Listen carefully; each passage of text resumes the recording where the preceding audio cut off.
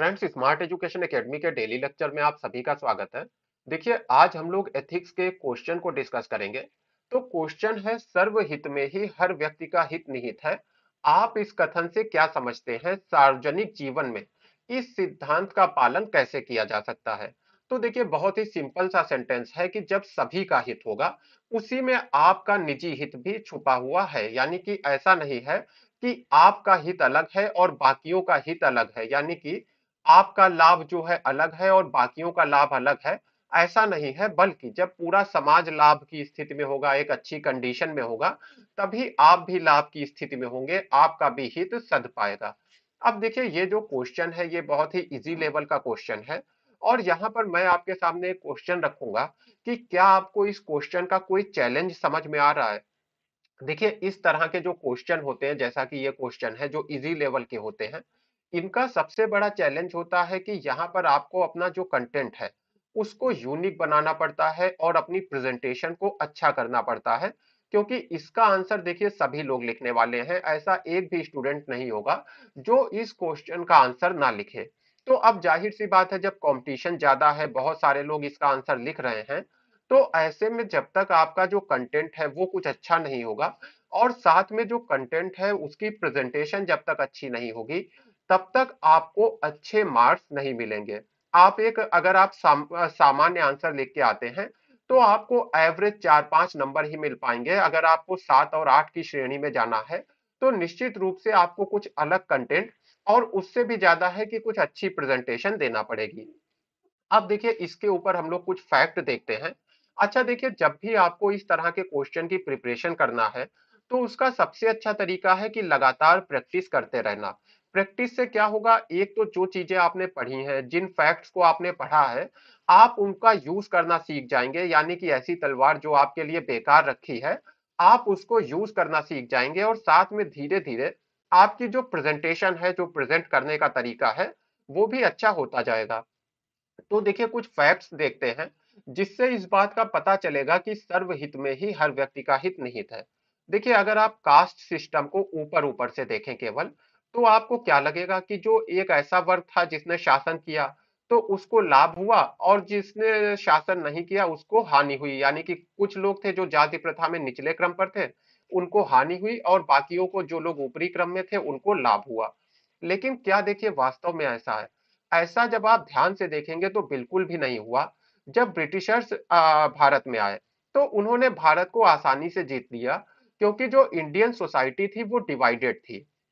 इसके साथ ही लंबे समय से हमारे देश में कोई इनोवेशन वगैरह नहीं हुआ था, कोई नवाचार नहीं हुआ था, क्योंकि जो शिक्षा है वो बहुत ही सीमित लोगों तक थी। तो यानी कि ऐसा नहीं है कि ये जो कास्ट सिस्टम था, इससे कुछ लोगों को लाभ पहुंचा और कुछ लोगों को हानि पहुंची। बल्कि क्या हुआ कि पूरा का जो पूरा समाज है, उसको बहुत लंबे समय तक गुलामी का सामना करना पड़ा। यानी कि अगर आप समाज में किसी सेक्शन का, समाज के किसी वर्ग का अगर आप अहित कर रहे हैं, तो इससे ये नहीं कहा जा सकता कि आपका हित होगा। तुरंत तुरंत तो आपको लग सकता है कि आपका हित हो रहा है, लेकिन लंबे समय में ऐसा नहीं होगा। एक और इसका एग्जाम्पल देखते हैं। देखिए, आपने कई रिपोर्ट्स पढ़ी होंगी जिसमें आपने जाना होगा कि जो महिलाएं हैं उनके पोषण की स्थिति इतनी अच्छी नहीं रहती है। घरों में जो महिलाएं हैं उनको अच्छा पोषण नहीं मिल पाता है। तो क्या इसका प्रभाव केवल महिलाओं के सेक्शन पे होता है या एक महिला के ऊपर होता है? देखिए, इसका प्रभाव सभी के ऊपर होता है।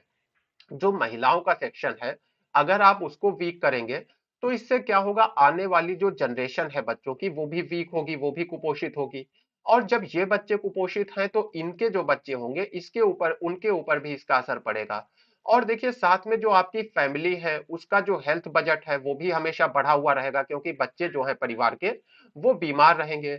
और एज ए सोसाइटी आपके यहाँ जो काम करने वाले लोग हैं, जो कह लीजिए भविष्य है देश का, वो भविष्य आपका बीमार रहेगा, कमजोर रहेगा।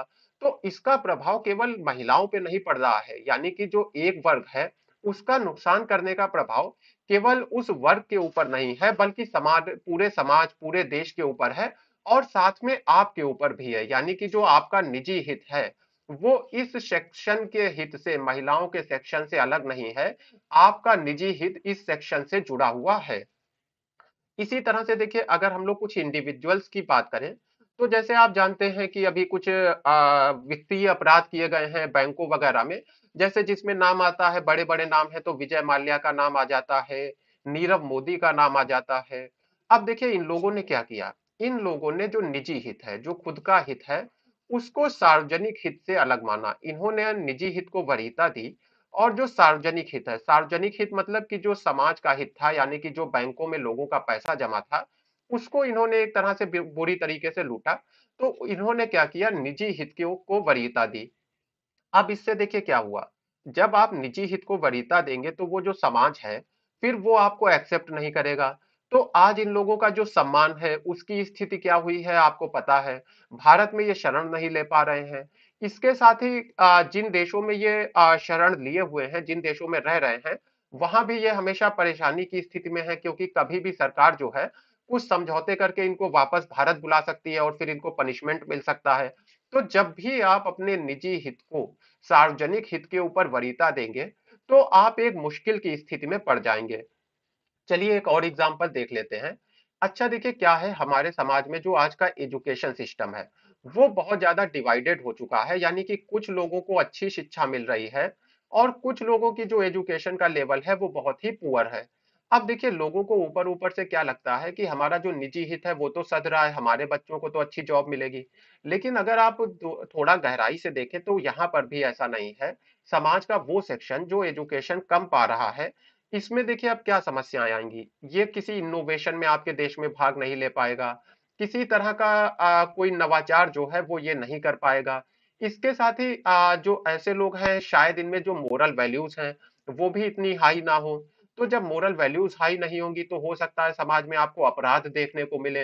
महिलाओं के प्रति अपराध जो होते हैं वो इसी का एक परिणाम होते हैं। यानी कि जब आप कोई भी किसी भी सेक्शन को मार्जिनलाइज्ड छोड़ देते हैं, किसी भी सेक्शन को पीछे छोड़ देते हैं, तो उसका परिणाम आपके ऊपर भी आता है।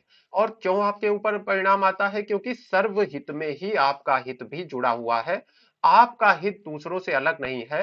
तो जैसे ही आप दूसरों के हित की अनदेखी करेंगे, अपने हित को प्रायोरिटी देंगे, तो समाज में अपराध दिखेगा, अशांति दिखेगी, अस्थिरता दिखेगी। अब देखिए यहाँ पर यह भी क्या कहा गया है कि सार्वजनिक जीवन में इस सिद्धांत का कैसे पालन किया जा सकता है, यानी कि आपकी जो पब्लिक लाइफ है इसमें आप इसका पालन कैसे कर सकते हैं। देखिए जॉन रॉल्स का एक सिद्धांत है, इसको आप हल्का सा याद कर लीजिए, और ये कहीं आपको बहुत ज्यादा डीप में नहीं पढ़ना है, एनसीईआरटी में दिया हुआ है, वहीं से आप पढ़ सकते हैं। सिंपल सा सिद्धांत है जो कहता है कि अगर आप कोई पॉलिसी बना रहे हैं या किसी समाज के किसी वर्ग के बारे में कोई बात सोच रहे हैं, तो आप अपने को उसी की जगह पर रख दीजिए। यानी कि अगर आप मान लीजिए कृषकों के लिए पॉलिसी बना रहे हैं, तो ये मान के चलिए कि आप भी एक कृषक हैं। इसी तरह से अगर आप किसी दलित व्यक्ति के लिए या महिला के लिए या बच्चे के लिए पॉलिसी बना रहे हैं, तो ये मान के चलिए आप उसी वर्ग से संबंधित हैं। तो ऐसे में क्या होगा कि आपकी जो पॉलिसी है, या फिर विचार से भी आप इसे जोड़ सकते हैं कि आपके जो विचार हैं वो बहुत ही कह लीजिए उत्तम तरह के हो जाएंगे। यानी कि अब आप जब खुद मान के चल रहे हैं कि मैं ही एक कृषक हूं, तो आप उसकी समस्याओं को बेहतर तरीके से समझ पाएंगे। और जब आप उसकी बेहतर तरीके से उसकी समस्याओं को समझ पाएंगे, तो फिर कभी भी आप कोई ऐसा काम नहीं करेंगे जिससे इन वर्गों का नुकसान हो। तो यानी कि अगर आप दूसरों की जगह पे खुद को रख सकते हैं, तो फिर आप जो है इस बात को भी समझ पाएंगे। पहले तो आपने ये चीज समझ ली कि देखिए जब सभी का कल्याण होगा तभी मेरा कल्याण है। जब आपने इस चीज को समझ लिया है, तो अपने विचारों में आपको परिवर्तन करना है, जो नीतियां बन रही हैं उसमें परिवर्तन करना है। इसके लिए आपने क्या किया कि जिस वर्ग के बारे में आप काम कर रहे हैं, विचार कर रहे हैं, उस वर्ग की जगह पे अपने को रखा और अच्छे से समझा इन लोगों की क्या समस्याएं हैं, किस तरह की प्रॉब्लम से ये होकर गुजरते हैं। ऐसे में क्या होगा कि आप उन प्रॉब्लम्स को एड्रेस करते हुए कोई पॉलिसी बनाएंगे, या जो आपके विचार हैं जैसे होमोसेक्सुअल्स हैं, तो अगर आप इनकी जगह पे खुद को रख के और फिर सोचेंगे, या फिर ट्रांसजेंडर्स हैं इनकी जगह पे रख के खुद को फिर सोचेंगे, तो जो आपके इनके प्रति विचार हैं वो ज्यादा अच्छे होंगे। और फिर ये बात सच में साकार हो सकेगी कि जो हर व्यक्ति का हित है, यानी आपका जो निजी हित है, वो सर्वहित से अलग नहीं है। तो ये फ्रेंड्स एथिक्स का एक क्वेश्चन हो गया जिसको हम लोगों ने डिटेल में डिस्कस किया है।